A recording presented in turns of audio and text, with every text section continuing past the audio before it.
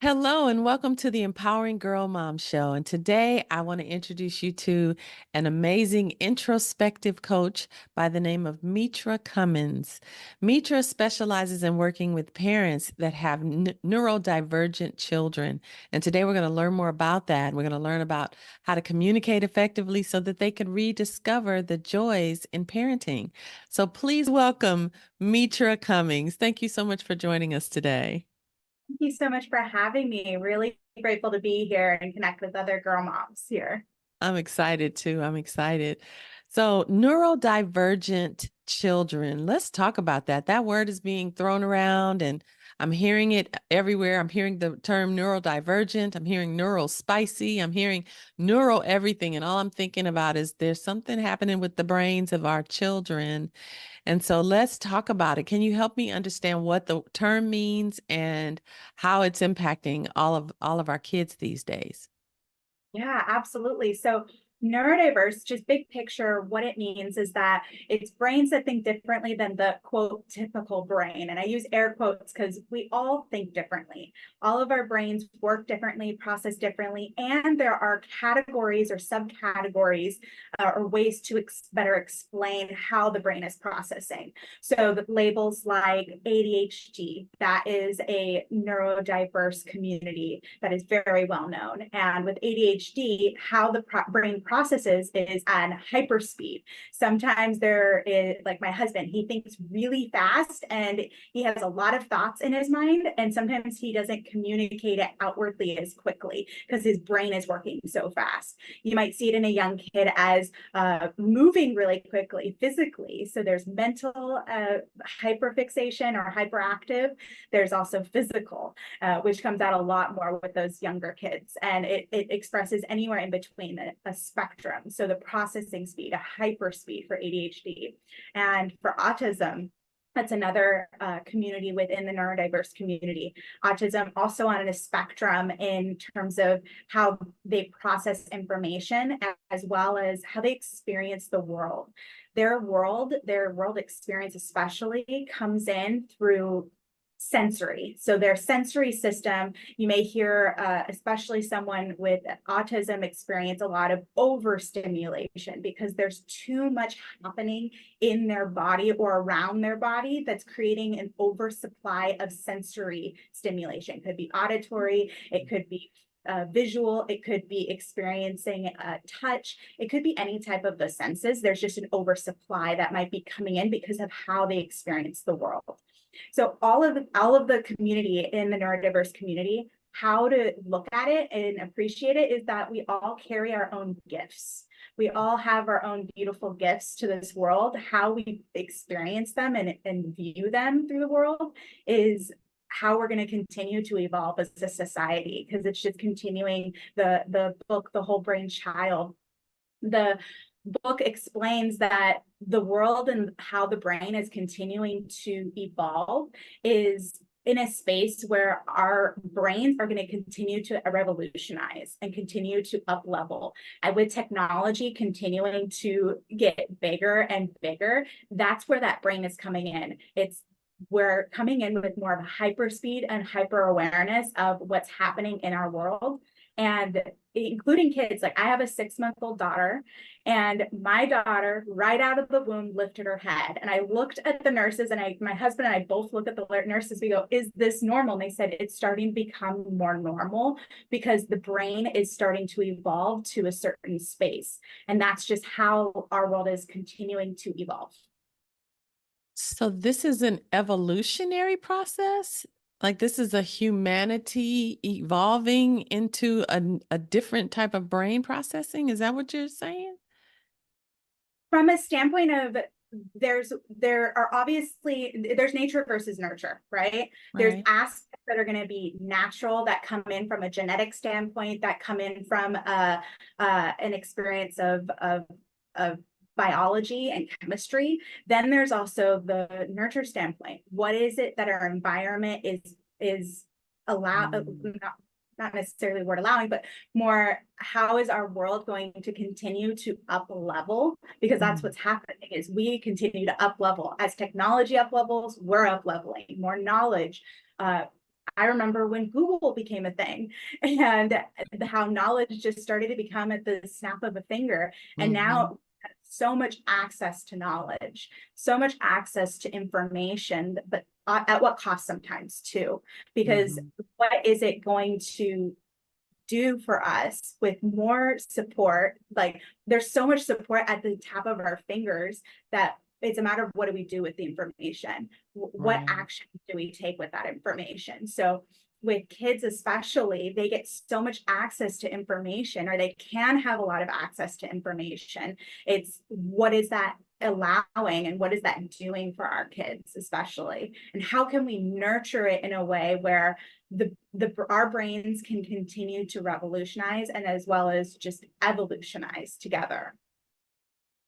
So as I'm so glad we're having this conversation. As you're saying this, I'm imagining that because we're so overly stimulated by technology, this is what you're saying. I'm just trying to paraphrase what you're saying to make sure I'm following.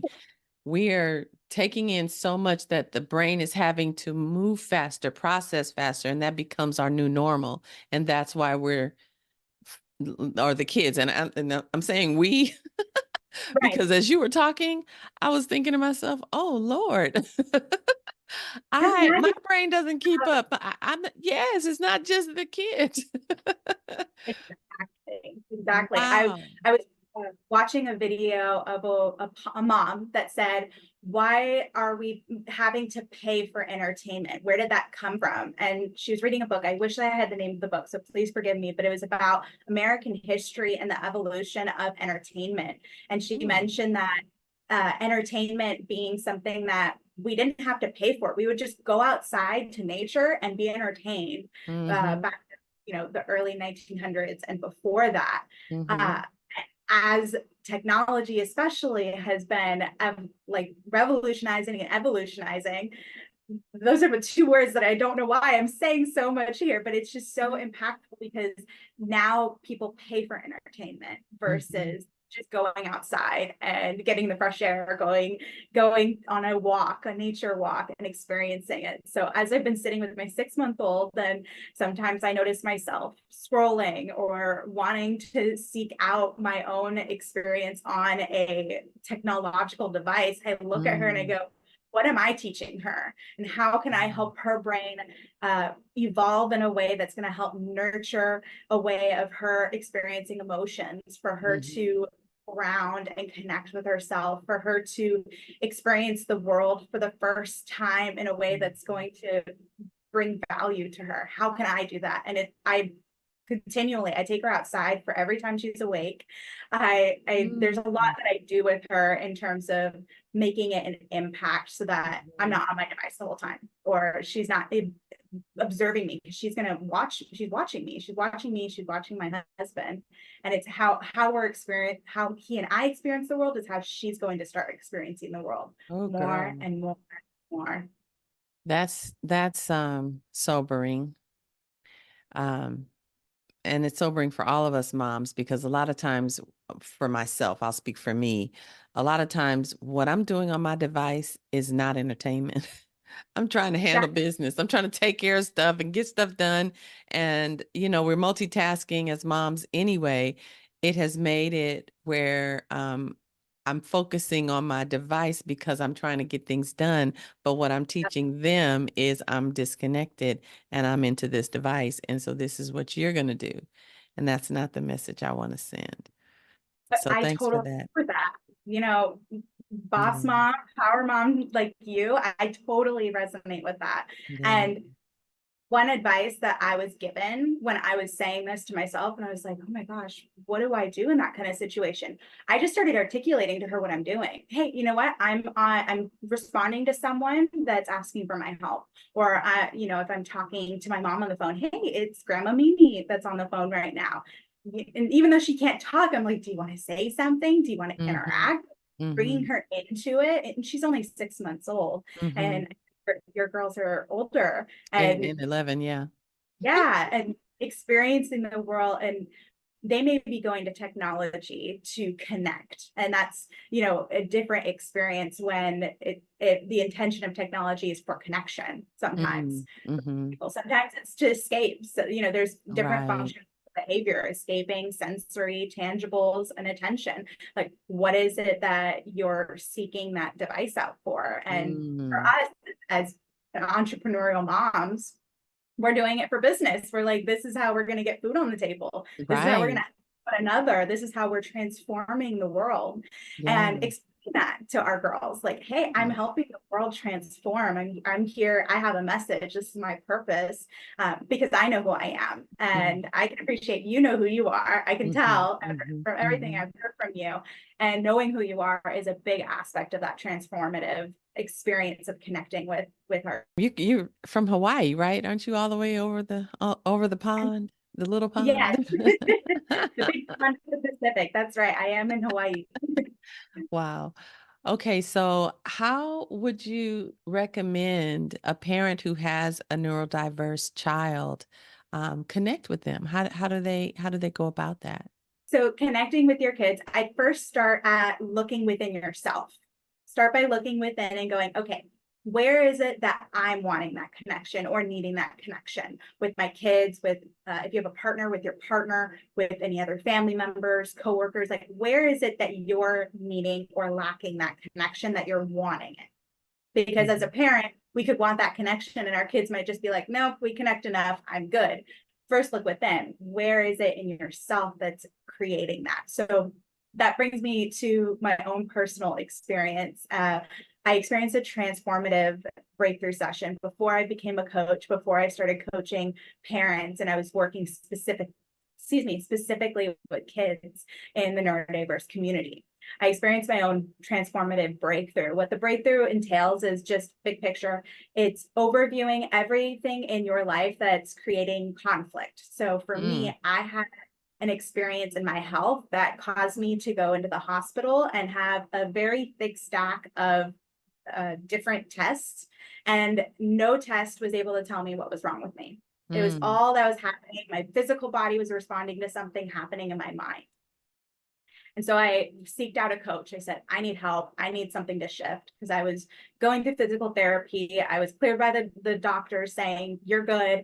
I was needing to show up for work still. I was needing to show up in my relationships with my family members. And I just wasn't able to show up for anyone. I could barely mm, show up for myself. mm, mm, So mm, after my hospital experience, after I was trying to, resolve everything on the physical level, I went, okay, I need to transform in me, got a coach. And in the breakthrough, we looked at everything that was going on in my life, everything that was causing this physical pain that was literally so difficult to just live on a day-to-day mm, basis. mm, Chronic is the best way to put it. mm, And I noticed throughout the exploration in the beginning of the session, I noticed that what we came down to was that I equated all of my love and all of the love that I was to experience from others to pain, meaning love equals pain mm. to me. Oh, And girl. I was like, you've got to be kidding me. And I could check off every person I was talking to that I loved. And I said, I only talk to them about painful things, like my body pain, their body pain. If there's pain at work, pain in their pain was just such a big theme in my life. And I went, Mm, even come from? So my coach kept digging, and we got mhm, to the root and went, okay, let's clear this out. We did release work. It's called mental and emotional release. It's what I'm trained in now, and I take my clients through before we do any type of coaching. And mhm, after we cleared that out for myself in my physical health and my connection with others, cleared it out, I called my mom and I go, Mom, this is something I learned about myself. Not that you're doing something wrong or I'm doing something wrong. I just noticed this within me, that my connection with you was based on an aspect of pain. And my intention is to connect with you more on an aspect of love, because that's what I want. So it's something you want, Mom. She goes, yes. And I said, okay, great. And we started taking steps doing it because she was experiencing her own chronic pain.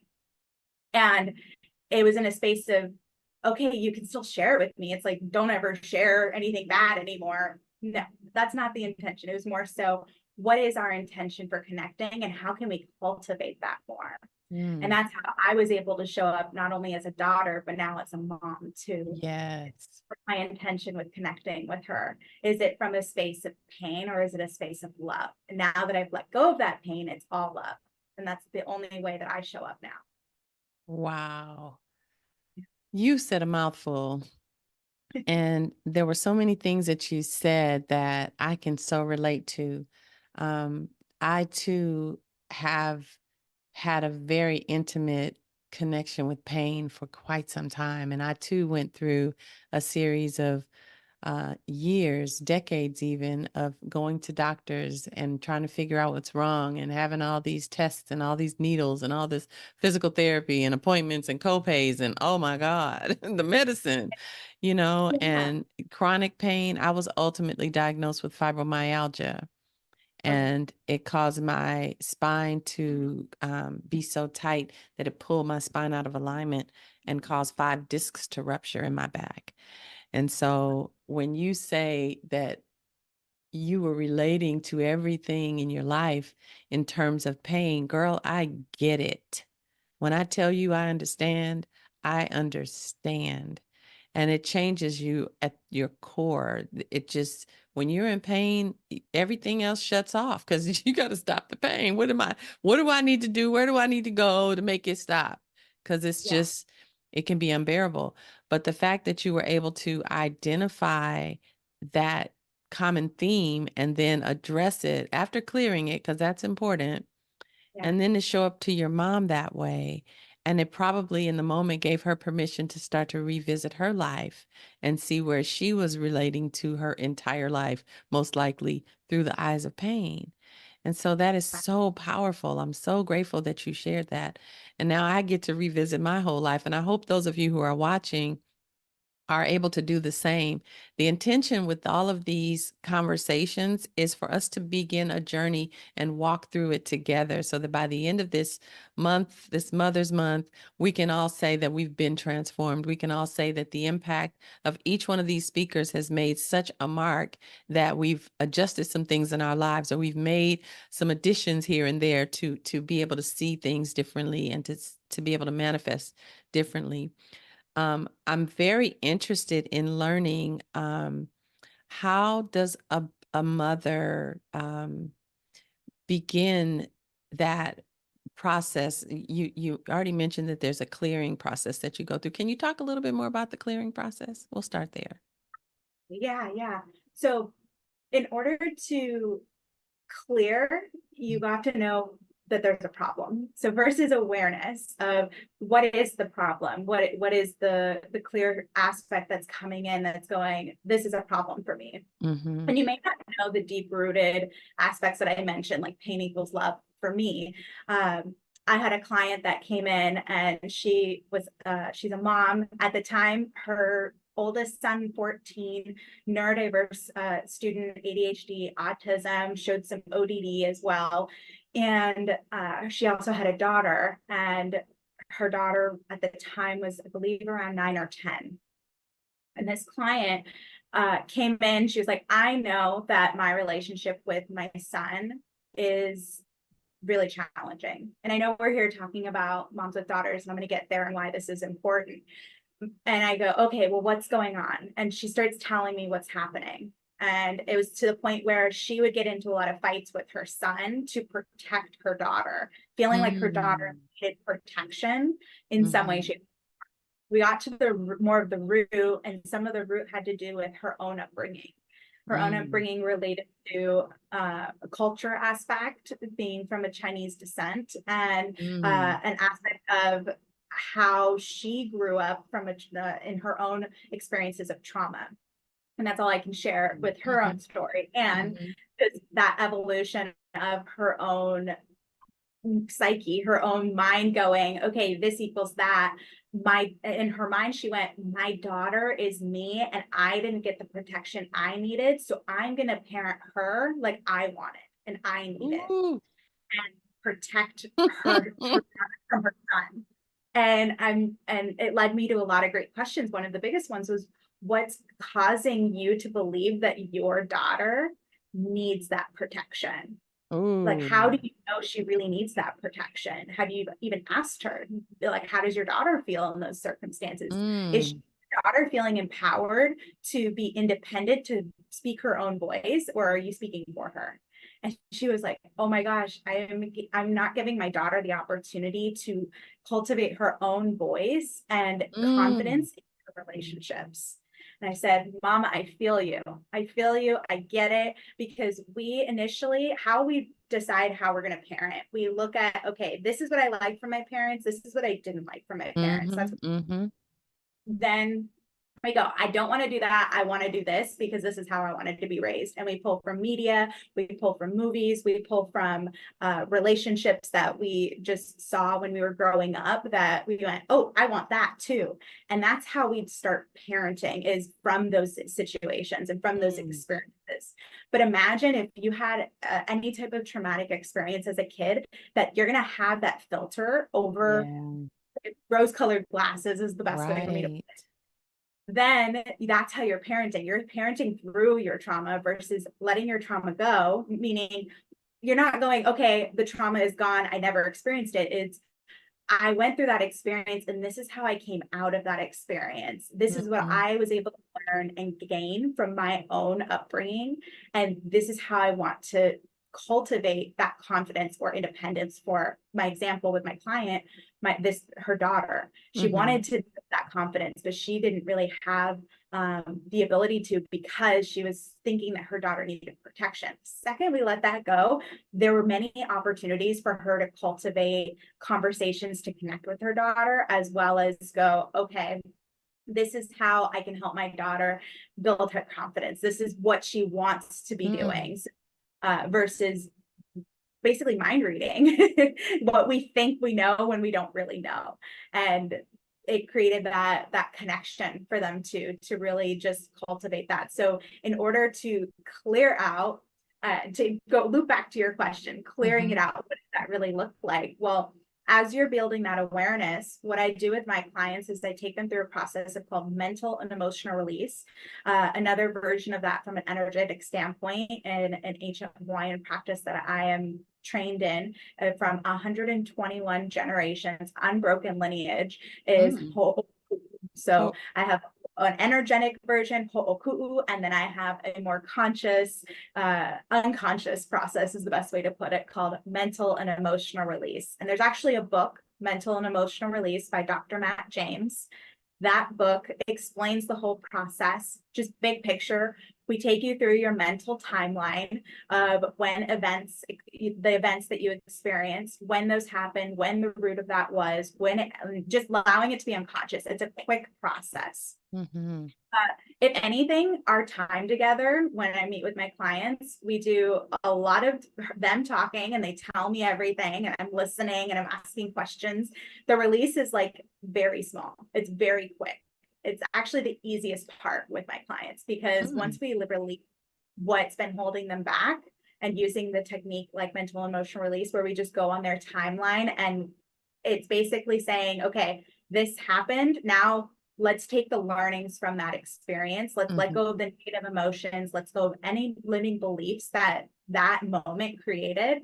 We let Mm-hmm. that go with using that process. And when we come back to the moment of this present moment where we are now, we go, okay, Mm-hmm. what were the lessons? What did Mm-hmm. we learn? How can we take that out into the future so that we can continue to learn from that time? Because there's a reason we had any of our experiences, and it's a matter of, are we going to continue to live in the rose-colored glasses, the foggy glasses, or we want to clear up some of the gunk from that and go, okay, let me now move forward and go, how can I continue to bring my lessons in from that?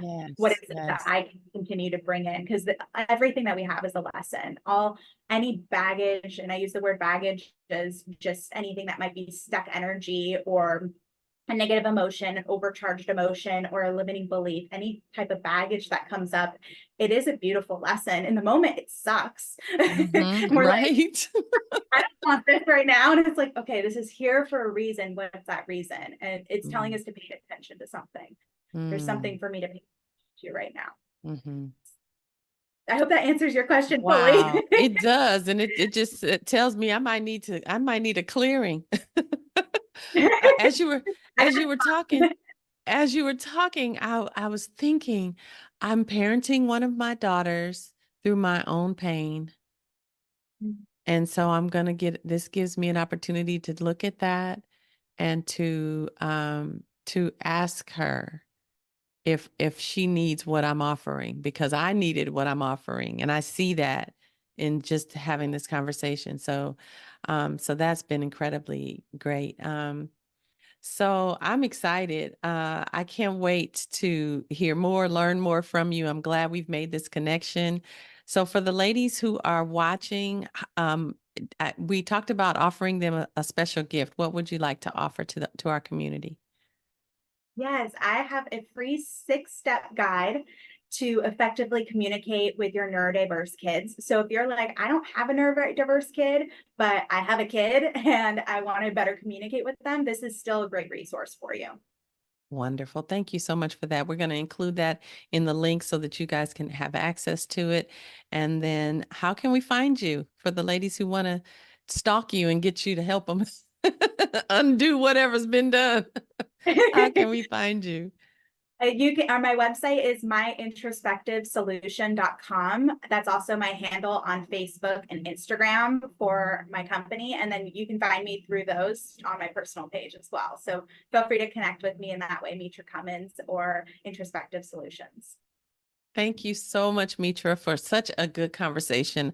I'm intrigued and I'm excited that we had this talk, and I look forward to going deeper with you. So thank you so much for taking the time to pour into the ladies in the Empowering Girl Mom show. Thank you so much. Appreciate your time too. Absolutely. You be blessed. And so those of you who want to go further with Mitra, please do reach out to her at her website. Make sure you download the link so that you can get her free gift. And I look forward to seeing you guys on the next episode of the Empowering Girl Mom Show. Make sure you like and share this. If you have any questions for Mitra, put them in the comments. We are going to be hosting a roundtable closer to the end of the month so that our speakers can connect with you personally. So if you have questions for her, make sure you leave them in the comments and we'll invite her back. All right. Thanks so much. I appreciate you joining me, and we'll see you on the next episode. Take good care. I'm Queenie Brown.